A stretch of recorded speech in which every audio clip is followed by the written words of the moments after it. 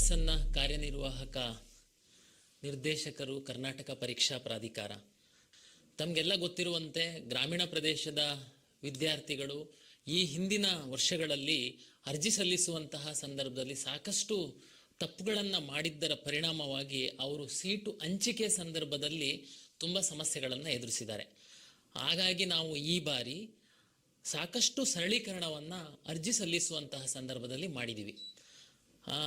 ಕರ್ನಾಟಕ ಪರೀಕ್ಷಾ ಪ್ರಾಧಿಕಾರದ ಅಧ್ಯಕ್ಷರು ಹಾಗೂ ಉನ್ನತ ಶಿಕ್ಷಣ ಇಲಾಖೆಯ ಸಚಿವರಾದಂತಹ ಸನ್ಮಾನ್ಯ MC ಸುಧಾಕರ್ ಅವರು ಹಾಗೂ ಪ್ರಾಧಿಕಾರದ ಸಹ ಅಧ್ಯಕ್ಷರಾದಂತಹ ಹಾಗೂ ವೈದ್ಯಕೀಯ ಶಿಕ್ಷಣ ಸಚಿವರಾದಂತಹ ಸನ್ಮಾನ್ಯ ಶರಣ್ ಪ್ರಕಾಶ್ ಪಾಟೀಲ್ ರವರು ಎಲ್ಲ ವಿದ್ಯಾರ್ಥಿಗಳಿಗೆ ಅರ್ಜಿ ತುಂಬುವ ಪ್ರಕ್ರಿಯೆಯಿಂದ ಹಿಡಿದು ಅವರು ವಿವಿಧ ಕೋರ್ಸುಗಳಿಗೆ ಸೀಟುಗಳನ್ನು ಹಂಚಿಕೆ ಪಡೆಯುವವರೆಗೆ ಅತ್ಯಂತ ಪಾರದರ್ಶಕವಾಗಿರಬೇಕು ಮತ್ತು ನಿರಂತರವಾಗಿ ವಿದ್ಯಾರ್ಥಿಗಳಿಗೆ ಮಾಹಿತಿಯನ್ನು ತಲುಪಿಸುವಂತಹ ವ್ಯವಸ್ಥೆ ಆಗಬೇಕು ಅಂತ ಒಂದು ಸ್ಪಷ್ಟ ನಿರ್ದೇಶನ ನೀಡಿ ಈ ಹಿನ್ನೆಲೆ ಒಳಗಡೆ ನಾವು ಸಾಕಷ್ಟು ಕ್ರಮಗಳನ್ನು ಕೈಗೊಂಡು ಅದರ ಭಾಗವಾಗಿ ಇವತ್ತು ನಾವು ಯೂಟ್ಯೂಬ್ ಚಾನಲನ್ನು ಪ್ರಾಧಿಕಾರದ ವತಿಯಿಂದ ಆರಂಭಿಸಿ ಇನ್ನು ಮುಂದೆ ನಿರಂತರವಾಗಿ ಪ್ರಾಧಿಕಾರದ ವಿವಿಧ ವಿಷಯಗಳು ಏನು ನಾವು ಬದಲಾವಣೆಗಳನ್ನು ಮಾಡ್ತಿರ್ತೀವಿ, ವಿದ್ಯಾರ್ಥಿಗಳಿಗೆ ಮಾಹಿತಿಯನ್ನು ನೀಡಬೇಕಾಗುತ್ತೆ. ಈ ಒಂದು ಚಾನಲ್ ಮುಖಾಂತರ ಸಹ ನಾವು ತಲುಪಿಸುವಂತಹ ಒಂದು ವಿನೂತನವಾದ ಪ್ರಯತ್ನವನ್ನು ಮಾಡಲಿಕ್ಕೆ ನಾವು ಪ್ರಯತ್ನ ಮಾಡ್ತಾ ಇದ್ದೀವಿ.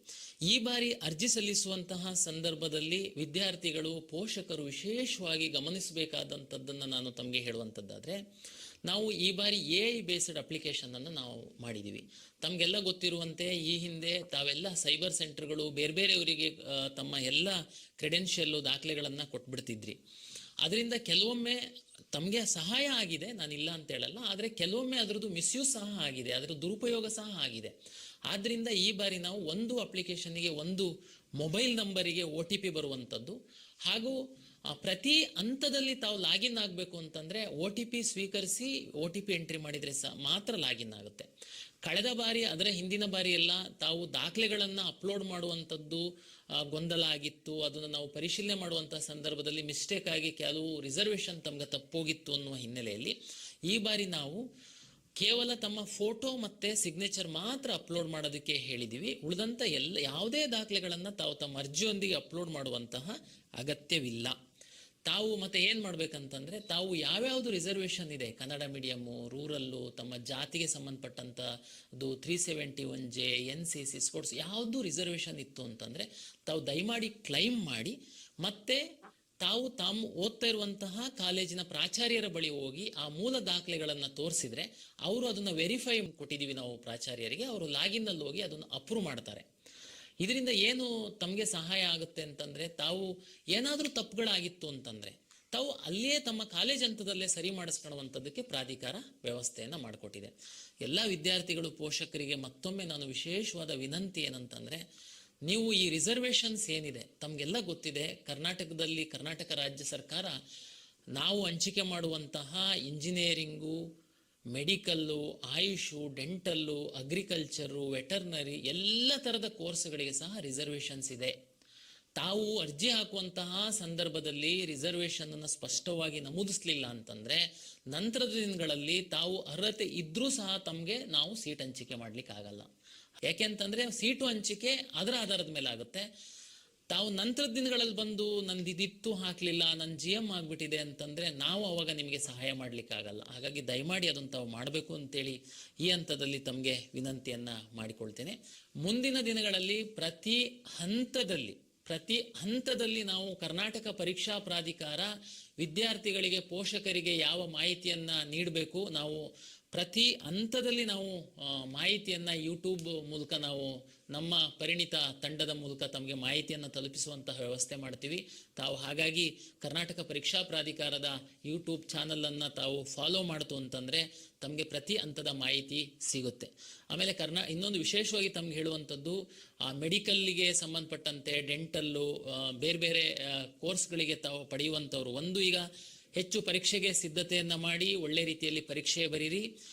ನಾಳೆ ಸೀಟ್ ಹಂಚಿಕೆ ಸಂದರ್ಭದಲ್ಲಿ ಸಹ ನಾವು ಅತ್ಯಂತ ಪಾರದರ್ಶಕವಾಗಿ ಪ್ರಾಧಿಕಾರದ ವತಿಯಿಂದ ಸೀಟನ್ನು ಹಂಚಿಕೆ ಮಾಡ್ತೀವಿ. ಹಾಗಾಗಿ ಬೇರೆ ಯಾವುದೇ ಮಧ್ಯವರ್ತಿಗಳು ಅಥವಾ ಬೇರೆ ಬೇರೆ ನಾವು ಸೀಟ್ ಕೊಡಿಸ್ತೀವಿ ಅನ್ನೋದಕ್ಕೆಲ್ಲ ತಾವು ಈಲ್ಡ್ ಆಗಬಾರ್ದು, ಅವರಿಂದೆ ಹೋಗಬಾರ್ದು ಅಂತೇಳಿ ಹೇಳ್ತಾ, ಸದ್ಯಕ್ಕೆ ತಾವು ಪರೀಕ್ಷೆ ಬರೀಲಿಕ್ಕೆ ಅರ್ಜಿಯನ್ನು ಸಲ್ಲಿಸಿ ಅಂತ. ಆಮೇಲೆ ನಾವೀಗಾಗಲೇ ಬ್ರೋಷರ್ನ ರಿಲೀಸ್ ಮಾಡಿದ್ದೀವಿ, ವೆಬ್ಸೈಟಲ್ಲಿ ಸಂಪೂರ್ಣ ಮಾಹಿತಿ ಇದೆ.